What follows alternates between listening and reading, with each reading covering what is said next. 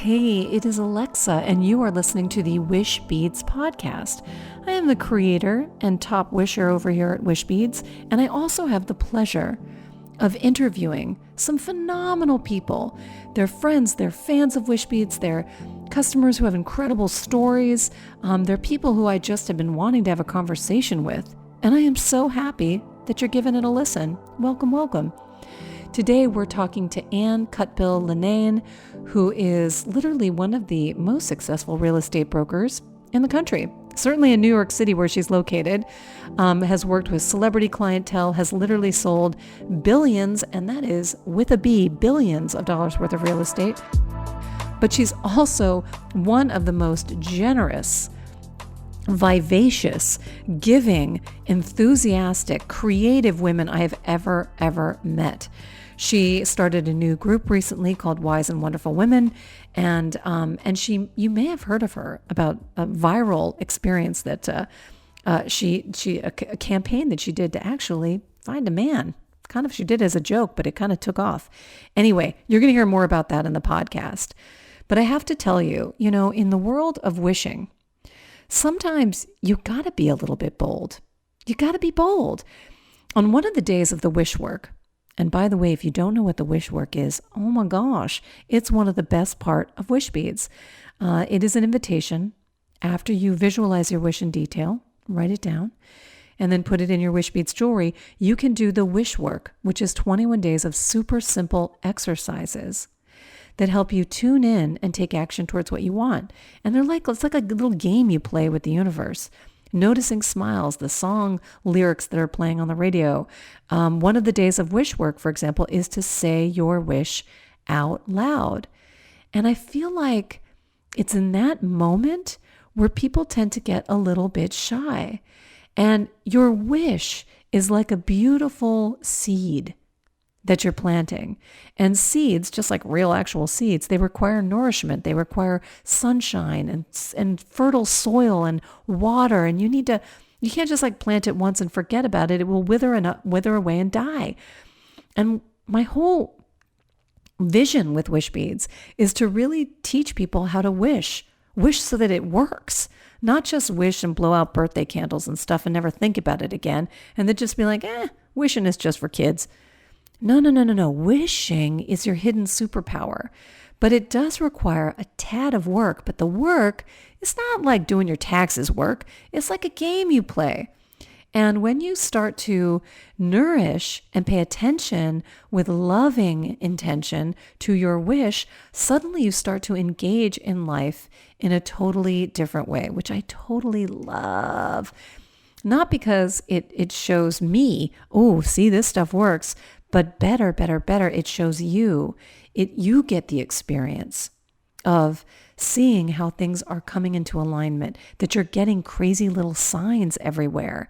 And when you do, you just get that nudge of encouragement to move forward and forward and forward, taking those little action steps towards what you actually want. It's not a mystery. It's not even woo-woo. It's not even deeply spiritual. It's just happiness. And it like cultivating happiness, cultivating this awareness of what you want. It's just practice. And once you taste that experience, you just do it a little bit more and a little bit more and a little bit more, and it becomes your way of being. Imagine that. Happiness is an awesome habit. It really is. Manifesting is a hidden superpower, and it exists in me and you and everybody you know. So go for it. Get curious. So today's conversation with Ann, she's just incredible because she just is so bold and she lives life out there on Facebook, with her clients, always teaching, always giving back, always sharing what's up in her world, really with the intention of helping other people. So she's really encouraging me to be more bold. And speaking of Facebook, friends, speaking of Facebook, if you have not liked our Facebook page, I'm really playing with this platform now because I really want to create an experience to build community. around Wishbeads friends and fans, because, I get all these amazing emails about your wishes and stories that have come true, and I do my best to share them on the podcast, but I really want to create a very easy way for people to connect with one another, to post their questions, to share in live wish circles that we're doing. In fact, we just did one for Valentine's Day on the 15th. So, come like our page on Facebook. When you do, where you're going to not just like it, excuse me. See, I'm still getting this organized. I want you to join the group. It's a simple way to join. It's open to anyone, but we do ask that you join the group. We will approve it, and to make sure you're not some strange internet bot thing. And then you can join the community. And when I go live, you will get notifications. We're going to be doing raffles. We're going to do fun stuff. I want to play with you. So it'll be our little playground. So be sure to check us out on Facebook. Just look up Wishbeads. You'll find us. And then come and play in that playground. Okay, without further ado, I just want you to meet Ann. She's totally awesome.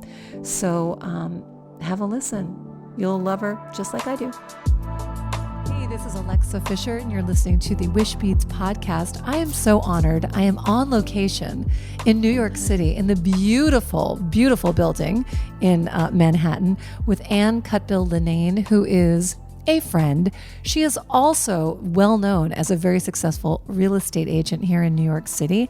You can check out her stuff at AnnieGetsItDone.com, because she does get it done, selling, what did you say, billions of dollars worth of real estate? Billions of dollars worth of New York City literally. Real estate. One of the top brokers in the country, actually. Oh my gosh. She's unbelievable. And she's a force. And I was so fortunate that a good friend of hers gifted her Wishbeads. And because she's Ann, she immediately tracks me down. I got an invitation. No, you reached out and you were like, I need these all for Valentine's Day gifts. Can we overnight a bunch? And that was our introduction to our friendship. And since then, we've stayed in contact.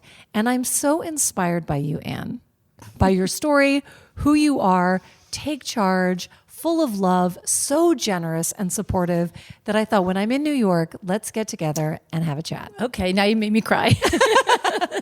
So thank you so much. Thank you. Just a little snapshot about your story. You have been divorced for 15 years? Been divorced for 15 years. And let me just circle back to say, to hand this back to you, because the reason why I hunted you down was because I just thought the idea of wearing and being able to see your inspiration was just the coolest idea.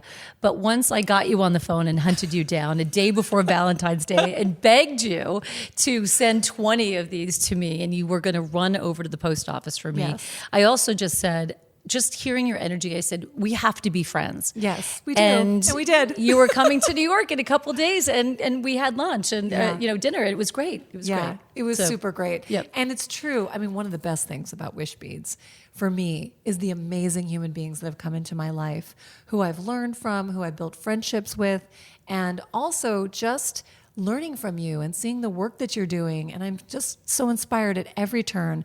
Professionally, I mean, I think it's someone at your caliber that has had so much success. I still see you so beautifully, like on your Facebook page, sharing videos of you redoing homes and staging them to be sold. You really do the work. Well, I do the work, but I love the work. So when I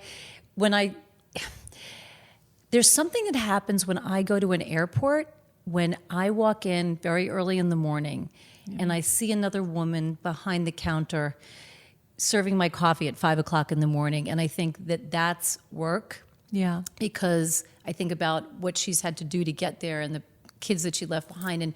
And I don't think of my profession as work. So how blessed am I? Yeah. So every day when I go to work, it's not work. And I love it and it inspires me. And I feel that I'm incredibly lucky and blessed. Yeah. That's what I do for my day job. Yeah. But what's come out of it is that I meet incredible people. And if you think about it, a real estate broker is brought in to people's lives in the best and the worst of times. Sure. And I've gotten a new job and I'm having another baby and I'm getting married and these are all great things. Or I'm getting divorced or my husband just dropped dead or, there's many, many situations that I've walked into that are just tragic. Sure. But I feel blessed and honored that I'm hired to be able to help them transition to this new chapter. So my job as a connector begins there, my love of doing that. And then I've just kind of morphed it into the other parts of my life that feed my soul. So I've got feeding my children with the paycheck, Right. and I'm feeding my soul during the day, and then kind of on my side gigs as well. Yeah. And I mean, also, you also are one of the most charitable people that I know, always showing up at events, always supporting everybody else.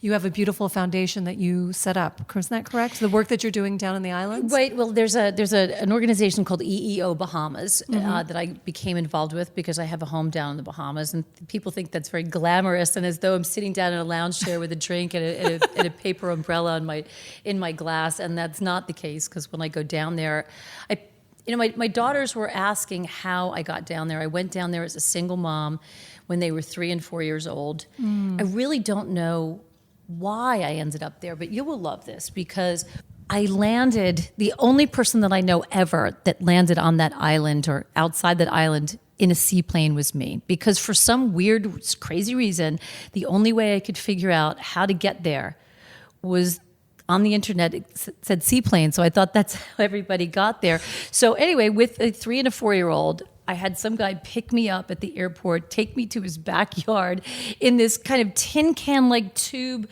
that my girls hopped into, and I thought as it was going putt, putt, putt, putt in the lake behind his house, that if my ex-husband ever found out, I would never have the children again. Oh my gosh. And we landed in the water on the coast of this island. My kids, waded to shore with the suitcases, and an Indian woman was standing there with my rental car.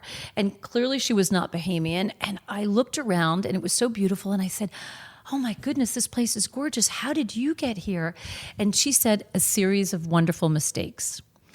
Wow. And that is how I think life often is. And certainly that's how I got to that island, which has been an incredible gift to my family because it's a place that we can go, that everybody knows our name, that I know everybody's name, that there's a sense of community. And here I am, living in this tower in the sky and leading this seemingly gorgeous life. I guess it's, kind of, but that's not where I feel most at home. Where I feel most at home is I want to have my shoes off, and I want to know my neighbors and really want to make a difference.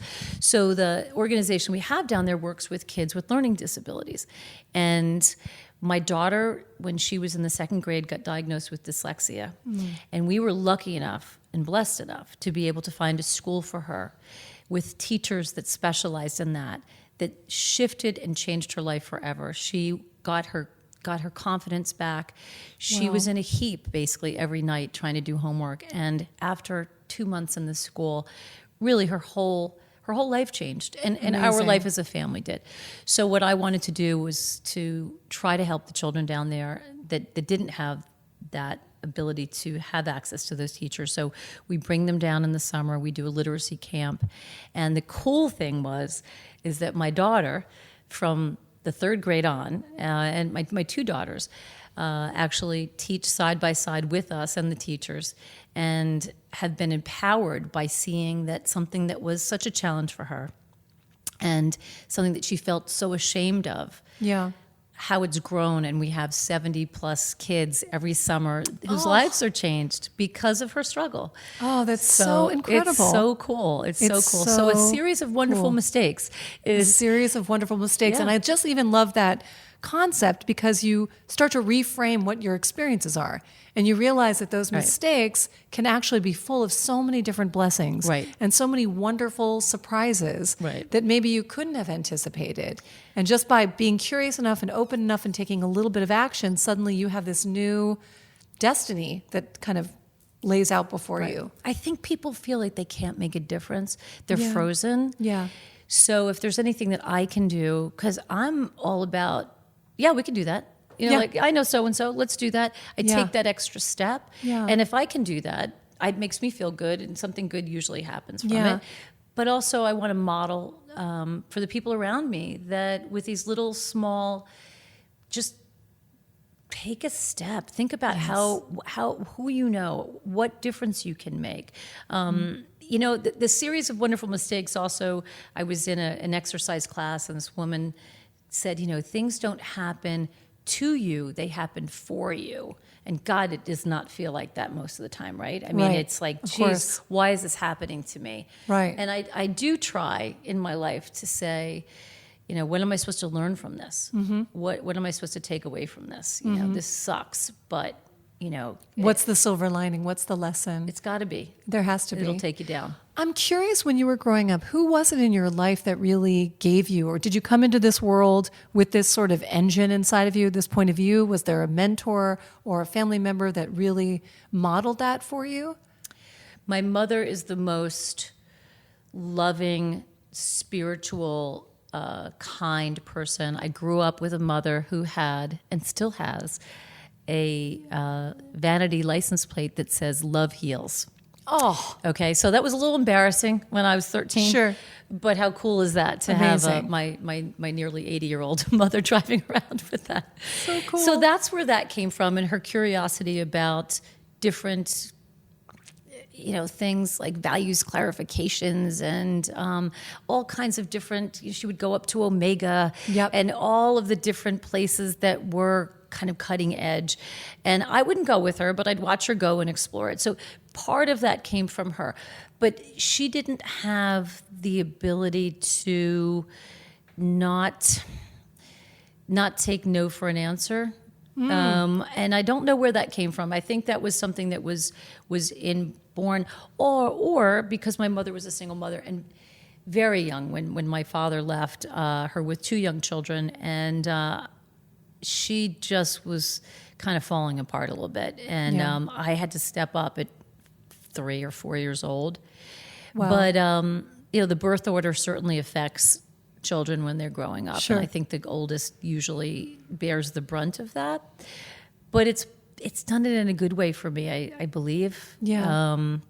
Because it's helped you take charge and make things happen. And my goodness, what a career and a life and a mother you are. And it's just awe-inspiring to see. Well, you know what I have found is that the older that I get, the good part about it is that I feel that the wisdom that's come is to just not take no for an answer. I do find that at least 50% of what's told to me every single day, unfortunately, is not the case, or that you can figure something out. Yeah. It's a little bit like the postal worker mentality, which is just like, nope, it can't be done. I'm like, yes, it can. Yes, it can. Yes, it can. Let's do it. But also not caring anymore really what people think. Yes. And not in a bad way. I agree. No, I know. Be an asshole, I used to be a professional actress, and imagine that industry, the same sort of things that you're dealing with. And the older that you get and the more experience you have, the more perspective that you have to not be so sensitive to all of it. Right. You know, more confidence in connecting with who you are, what you believe in. May not be for everybody, and that's okay. But it is a freedom that I think comes with age, for sure. Right. And also, what I like to do with social media is connect people, give them information, inspire them by not saying that my life is perfect. It's actually the opposite. Yes. I am actually absolutely not perfect at all. So you know, what I love to do is to, and this happens on a pretty regular basis, walk out of the house with a blue and a black boot. And totally forget. I mean, just don't even realize it until I'm halfway through my day, and then realize it and post it, because that is the humanity. Yeah. When I had some plastic surgery done, whenever I'm doing anything, I try to share it. Whether I'm having a mammogram, whether I'm having a colonoscopy, I'm not right there with the cameras at the colonoscopy, but I am sharing the name of the doctor. This is the procedure, reminding people of doing that. It is. It is selfless giving. Honestly, I think that there is something in this, especially this Instagrammable world where everything wants to be so pretty and perfect. Airbrushed. People are so hungry for the truth. Right. And especially because always yours is in service to other people. Right. So I love that. I absolutely love that about you. But you know, it's so funny because when I was doing the plastic surgery, I did it before, during, and after. I mean, really after. Like, here's day 2. This is what I look like. And so many women called me. You know, again, I'm in a real estate community, many, many women and many gay men, and everybody I mean, I can't even tell you how many people came up to me at showings saying, so tell me what the name of what did you have done? I can't believe that you did that. Yeah. And whispering. And I'm like, shout it from the rooftops. Who cares? I got my eyes done, It's like, I had to have these, my breasts, pulled up, so what? And it's not for everybody. I'm not saying that everybody should do it. But if I am going to do it, I am going to put it out there and I'm going to share it because people are curious and they want to know, and I want to just demystify things. The other day, I don't want to say mistakenly, but I wasn't paying attention. And, actually, let me circle back. I went to see Oprah Winfrey with my sister, my mom, and my daughter. How cool. In Charlotte. And cool. It was amazing. And it was her vision for 2020. Sure. Tour. The tour that she's on right now. She said, I don't do anything anymore at this age without intention, without thinking about it and purposely doing it. And I thought, oh, that's a little uptight. What is she talking about? I didn't really get it until 2 days later. And I went to the person that does some Botox. I don't do it that much. I really am not, kind of frozen faced, but I just do a little bit. So when I was there, I said to him, because we're chatting and I'm not really paying attention, I said, hey, you know what, is there anything else that I should kind of do? And he's like, well, yeah, you should maybe eat a little bit in your lips because, when you get a little, I go, okay, I don't think about it. And I say, yep. And he does it. And what ends up happening, and he's great, but I have a bad reaction to it. And it made my lips super big and they turned red and I had to be on camera in a few days. And I was thinking, what have I done? And then I remembered Oprah's words. And I remember her saying, don't do anything without purpose, without thinking about it. And if you're going to make this decision, think about the ramifications. Think about it. Don't go through it in a fog. Right.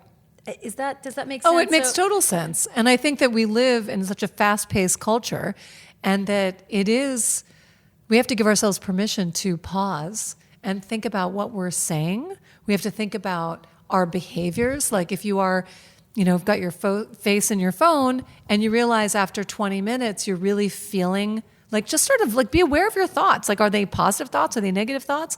That awareness, that break of just being intentional for a moment realizes that you can realize you have choices. Right. You can make a choice that actually lifts you up or be aware that some kind of activity is bringing you down. Right. And I think that most people have more power than they realize, which is what being intentional is all about. You really can choose what you're focusing on. And also what has really shifted my life. I have another group, I'm involved with a bunch of charities, but when I put out the crazy taxi ad that you know yes, about, we have to talk about a little bit. Ann is well known for a wild, crazy taxi ad that went viral, so you'll hear about that in a moment. So what happened? Well, I don't know if you want me to tell the listeners to it about it, but I always advertise in the New York City taxis for real estate. Yeah. And I'm a little single commercials. Yeah, and I'm a divorced mom. My kids were going off to college, and I thought this would be hysterical because I've managed to sell billions I've managed to do everything. I am Annie Gets It Done. Yeah. But I have not been able to find that single divorced New York City dad. So I'm going to do an ad. So I ended up doing this very funny ad that said, just that. I can do everything. Haven't been able to find the New York City dad. If you love your mother, but you still don't live with her, and have a kind and generous soul, and you can appreciate a fit and fabulous 56-year-old woman, feel free to give me a call. Well, I knew that it was going to strike a chord. Now, I could not get one PR person to help me. It's crazy. It's so funny. And I tried to, and I was going to do it at first, and I didn't have my age in it. And then I put my age in it. No one got it. I said, no, you don't understand. This is going to be huge. And I didn't need them to help me get it out there. I knew it would organically do that. I needed them to help me field the calls that I knew would come in from it. Right. So sure enough, I said, screw it. I'm going to put it in.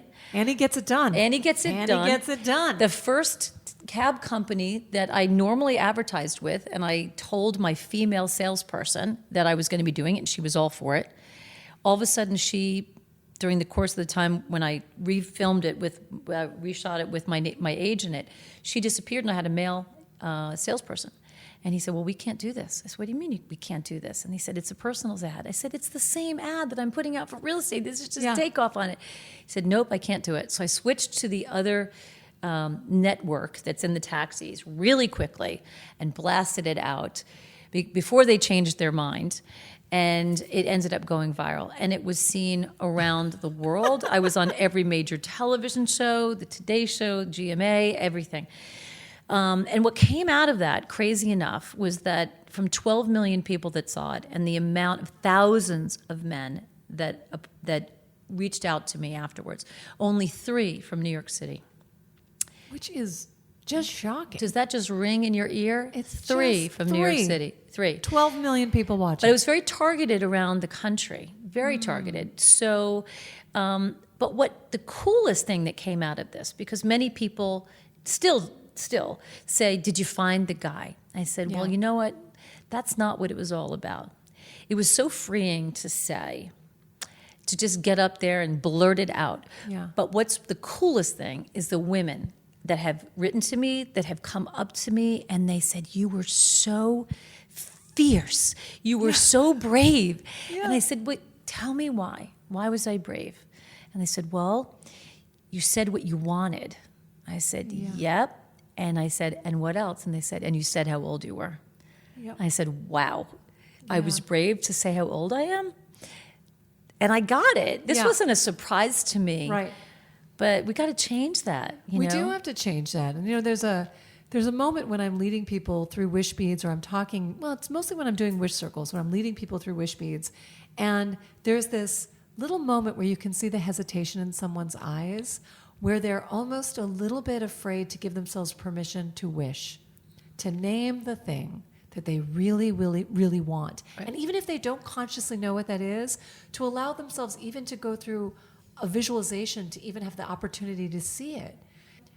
Because it will be heartbreaking if it doesn't happen. Right. I think for some people, or they're going to look stupid. Right. Except my thought immediately is, well, it's going to happen much more likely if you actually do something about it yes. than if you just keep it locked in your chest, your heart, right. your soul, because it's still there. Right. And if there's anything, and I read books actually about dying, I find that actually kind of interesting. But the thing that is the through line for all of those books and in anyone working with people that are on the precipice of actually passing away is this notion of dying empty, of really having really truly gone for it. No regrets. And that's my invitation to people. And that's certainly how you live your life, which is like, if you can help, do it. If you can connect someone, do it. If you can help someone find a new home, do it. Do it. Figure it out. And do it in a way that is positive and fun.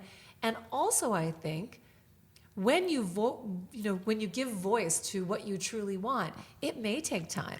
Well, that's what like staggering situations, like your 3 responses to New York after 12 million people see it. Right. But you have put it out there and planted 12 million beautiful seeds of inspiration. Right. And I know I have. And the cool thing that came out of it was that I felt like I did inspire other women. Absolutely. And when, at least 5 or 6 people ask me still, so what happened? The whisper, so what happened? Did you find a man yet? Yeah. And I said, he's coming. He's coming.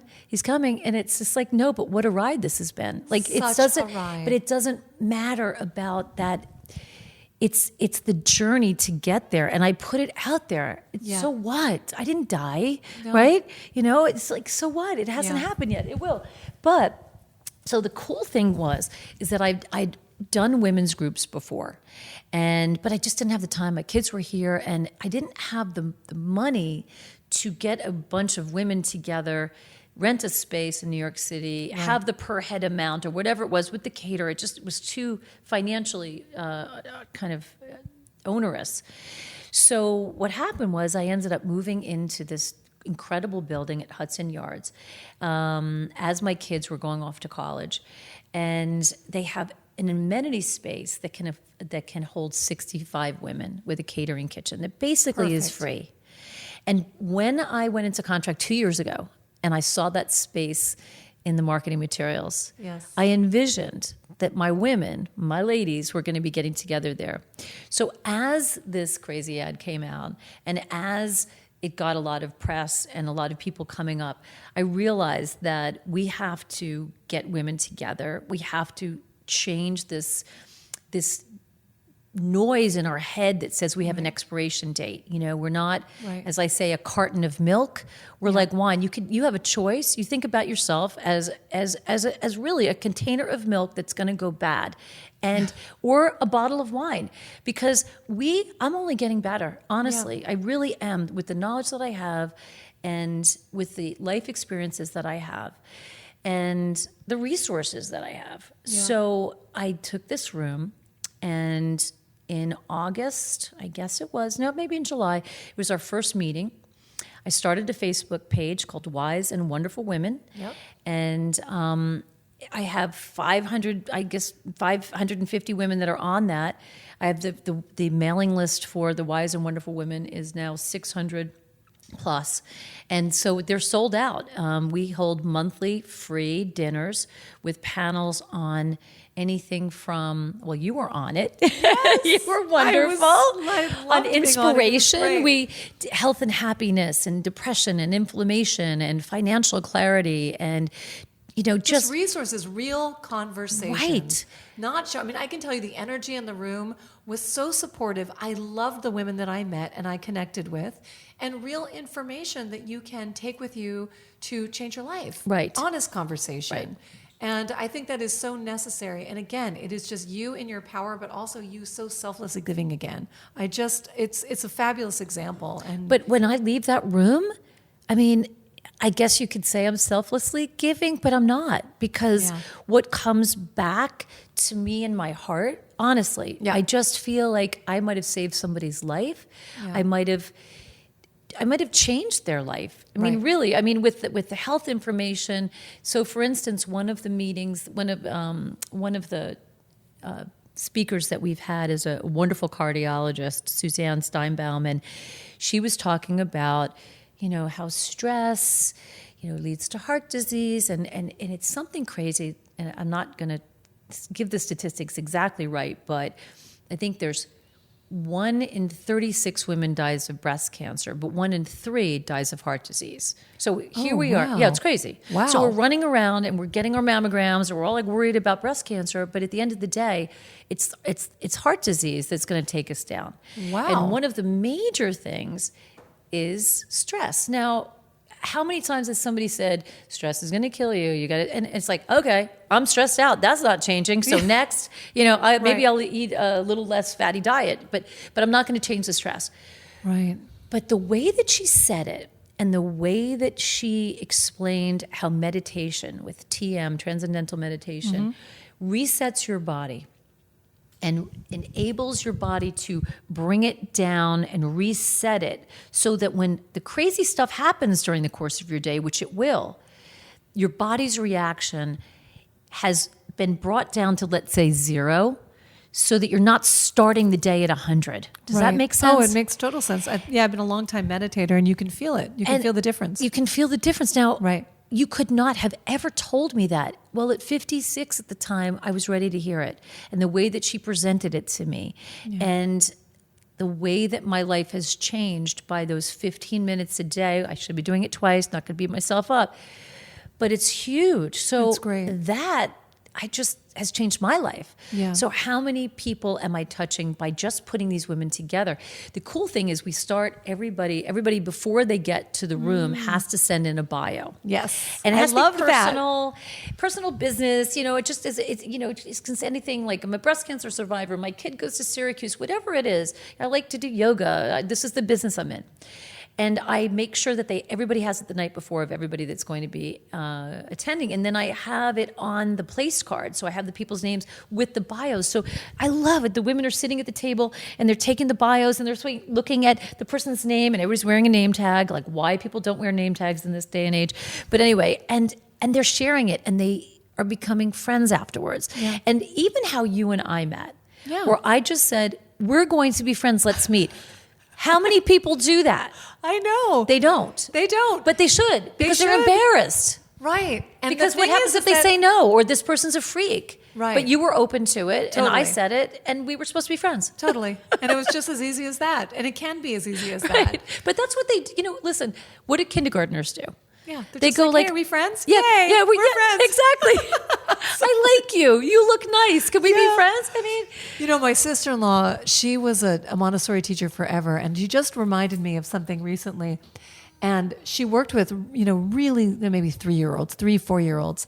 And they would come up there and they would say, Miss Carolyn, this is hard. And she would get really low, look them in the eye and say, yes, and you can do hard things. oh, no. And I was like, that is really the life lesson forever. Exactly. Because when we're all confronted with things, no matter what they are, that feel hard, and then we just have to go back into ourselves and say, yeah, and we can do them. We can do it. We can make the call. We can change the behavior. We can try something new.